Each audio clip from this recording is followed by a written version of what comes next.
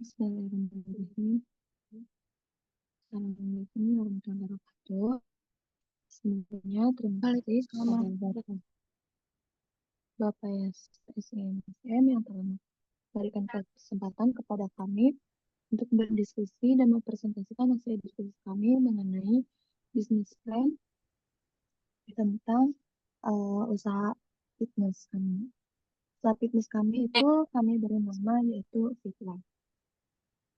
Kami dari kelompok 2 yang beranggotakan saya sendiri, Diana Fitri Pramuja, pada teman saya, Sunindi Pramujaya, Prisma Sukmadewi, dan Putri Regina Febriana. Untuk mengefektifkan waktu, langsung saja. Di sini kami akan membahas mengenai introduction, visi misi, analisis SWOT, bisnis model kanvas, dan analisis stakeholder. Langsung saja yang pertama, introduction, perkenalan. Bisnis ini kami beri nama Fitlife, disingkat dengan FM. Dari nama bisnis tersebut dapat kita simpulkan bahwasanya tempat bisnis ini disediakan untuk orang-orang yang memiliki motivasi untuk berolahraga dan mendorong gaya hidup sehat dan sejahtera. Fitlife ini kami menawarkan jasa industri kesehatan dan kebugaran, yaitu ada jasa fitness, ada aerobik, dan juga yoga. Lokasi usaha kami itu terletak di daerah Kabupaten Kuningan. Hal ini dikarenakan letaknya yang sangat strategis dan berada di daerah perkotaan yang di sekitarnya terdapat lingkungan kampus, perkantoran, dan pemukiman masyarakat, sehingga menciptakan dua potensi pasar, yaitu mahasiswa atau pelajar dan juga masyarakat umum. Selanjutnya, di sini ada visi dan misi kami. Visi kami itu menjadikan gym dan fitness center yang memiliki fasilitas alat lengkap dan berkualitas baik dengan harga terjangkau bagi masyarakat di Kabupaten Kuningan ataupun di luar Kabupaten Kuningan. Visi kami yaitu yang pertama mendukung masyarakat yang ingin menjalani gaya hidup sehat dengan olahraga fitness. Yang kedua, menciptakan gym dengan alat yang lengkap dan berkualitas baik. Yang ketiga, memberikan pengalaman terbaik pada pengunjung dengan kualitas dan fasilitas yang disediakan. Dan yang keempat, menjadikan Fitlife sebagai salah satu tempat berkumpulnya pecinta olahraga fitness dengan sarana dan prasarana yang memuaskan. Dan juga tujuan kami merencanakan bisnis plan ini yaitu untuk meningkatkan kesadaran masyarakat dalam menjaga kebugaran tubuh. Yang kedua, menciptakan loyalitas terhadap konsumen yang telah memilih jasa Fitlife sebagai tempat kebugaran tubuh yang terpercaya. Dan yang terakhir yaitu membantu konsumen yang berolahraga dalam pembentukan tubuh maupun berolahraga untuk menjaga kebugaran.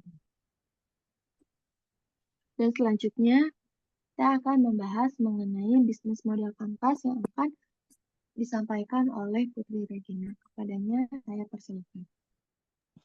Terima kasih. Jadi, saya akan membahas mengenai bisnis model kanvas, yang dimana bisnis model kanvas ini adalah sebagai alat strategis yang digunakan untuk merancang, mengembangkan, dan memahami model bisnis suatu perusahaan.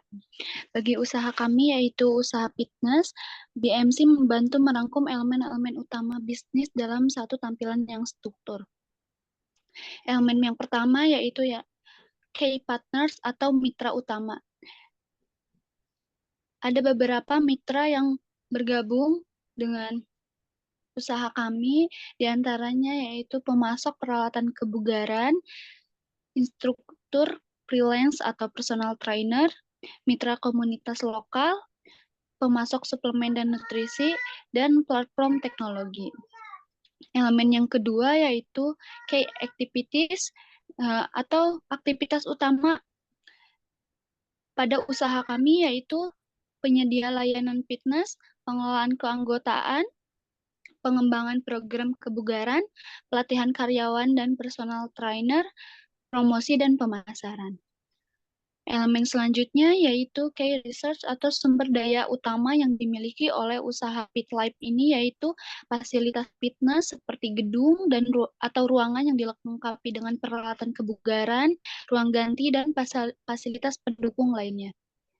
Selanjutnya ada peralatan kebugaran, sumber daya manusia. Selanjutnya ada sumber daya manusia seperti pelatih pribadi, instruktur kelas, dan staf administrasi yang bertanggung jawab atas layanan kepada anggota. Lalu ada sistem teknologi dan branding dan reputasi. Elemen selanjutnya yaitu proporsi nilai. Proporsi nilai yang ditawarkan oleh usaha kami yaitu mengenai pengalaman kebugaran yang komprehensif, layanan pelatihan personal yang kustomisasi, fasilitas yang modern dan nyaman, komunitas yang mendukung. Selanjutnya yaitu ada kemudahan akses melalui teknologi. Elemen selanjutnya yaitu hubungan dengan pelanggan. Dalam usaha fitness kami, hubungan dengan pelanggan ada beberapa model, yaitu dengan keanggotaan yang berlangganan yang menawarkan model keanggotaan dengan pembayaran bulanan atau tahunan. Yang selanjutnya ada pelayanan pribadi, program loyalitas dan intensif, ada pendekatan komunitas. Juga terdapat elemen channel atau saluran seperti fasilitas fisik atau gym. Selanjutnya ada platform online atau situs web yang memungkinkan pelanggan untuk memesan kelas, melihat jadwal, atau berlangganan layanan kebugaran melalui via online, serta media sosial dan digital marketing yang mempunyai manfaat yang memanfaatkan seperti platform-platform seperti Instagram, Facebook, dan YouTube untuk promosi konten dan interaksi dengan pelanggan. Saluran selanjutnya yaitu ada email marketing dan SMS, komunikasi langsung dengan pelanggan mengenai penawaran, pembaruan kelas, atau pengumuman penting lainnya melalui email dan SMS. Elemen selanjutnya ada segmen pelanggan. Usaha kita berfokus pada individu yang berfokus pada kebugaran, orang-orang yang ingin menjaga kesehatan, menurunkan berat badan, atau meningkatkan kondisi fisik secara keseluruhan. Juga individu yang mencari layanan premium seperti pelatih personal atau program eksklusif. Selanjutnya ada elemen struktur biaya. Di sini ada beberapa biaya yang dikeluarkan, yang dirancang untuk membangun usaha fitness ini, yaitu ada biaya sewa atau properti, biaya untuk menyewa atau memiliki gedung tempat fitness beroperasi. Selanjutnya ada biaya pembelian dan pemeliharaan peralatan. Selanjutnya ada gaji karyawan dan pelatih. Ada juga biaya pemasaran untuk pengeluaran kampanye pemasaran seperti iklan di online dan program loyalitas. Selanjutnya di struktur biaya ada pengembangan teknologi seperti investasi dalam platform online, aplikasi manajemen, serta pembaruan teknologi yang mendukung operasional dan pelayanan pelanggan.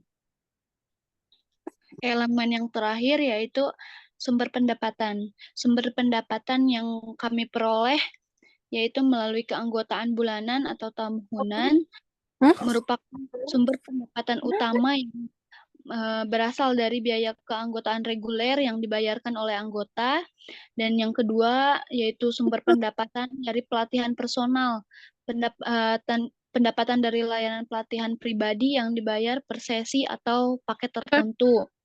Yang ketiga ada sumber pendapatan dari penjualan produk dan suplemen, penghasilan tambahan dari penjualan suplemen, pakaian olahraga, dan peralatan kecil di dalam gym.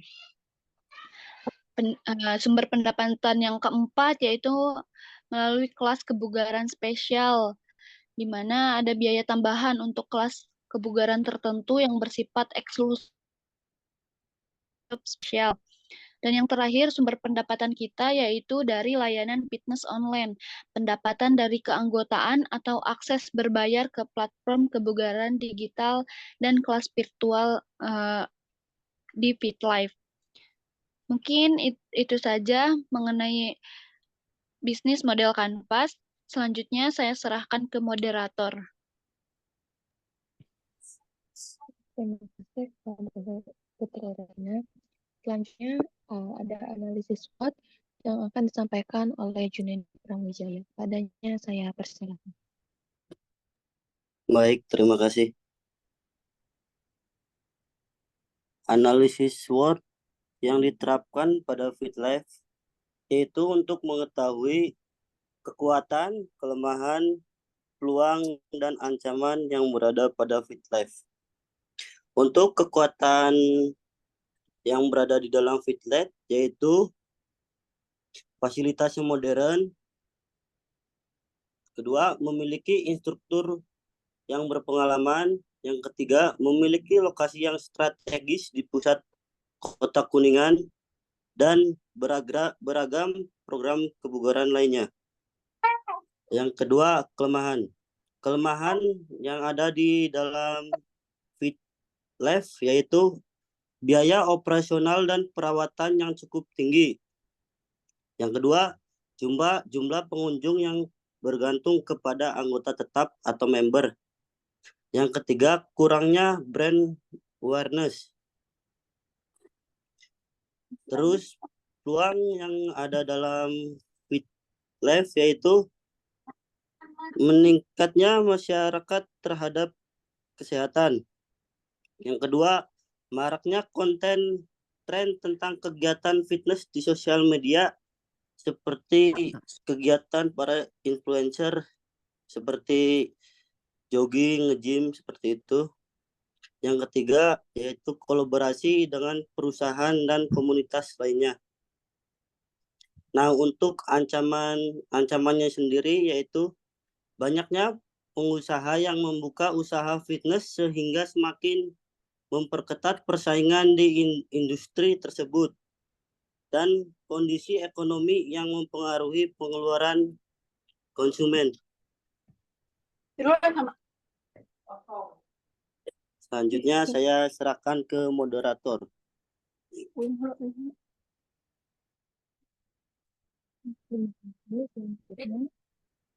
Saya akan membahas mengenai analisis stakeholder yang akan disampaikan oleh Wisnu Sukmadewi. Kepadanya saya persilakan. Baik, analisis stakeholder adalah melibatkan identifikasi dan penilaian pihak-pihak yang memiliki kepentingan atau berpengaruh oleh keberlangsungan bisnis fitness. Stakeholder dalam bisnis FitLife dapat mencakup berbagai pihak baik internal maupun eksternal. Berikut adalah beberapa analisis stakeholder yang relevan. 1. Pemilik atau investor. Nah, kepentingan pemilik atau investor ini adalah mencari keuntungan finansial dari usaha fitness. Pengaruhnya adalah mereka menentukan arah strategi bisnis, alokasi anggaran, dan keputusan besar terkait pertumbuhan bisnis. Kemudian harapannya adalah menghasilkan keuntungan yang stabil dan pertumbuhan jangka panjang. Kedua, ada manajemen dan karyawan. Kepentingannya adalah stabilitas pekerjaan, upah yang adil, dan lingkungan kerja yang kondusif. Pengaruhnya, produktivitas dan kualitas pelayanan sangat dipengaruhi oleh kinerja karyawan.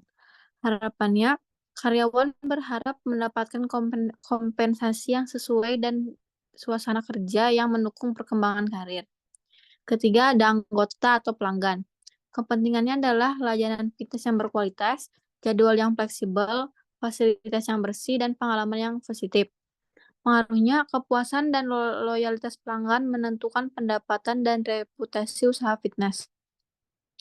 Harapannya, pelanggan ingin mendapatkan nilai yang sesuai dengan biaya yang mereka keluarkan dan mencapai tujuan kesehatan mereka. Slide selanjutnya, Diana.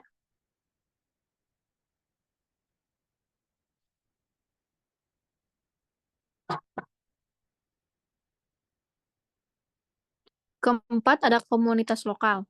Kepentingannya adalah dampak sosial dan lingkungan dari keberadaan usaha fitness di area lokal. Pengaruhnya, reputasi usaha fitness dapat dipengaruhi oleh pandangan komunitas lokal.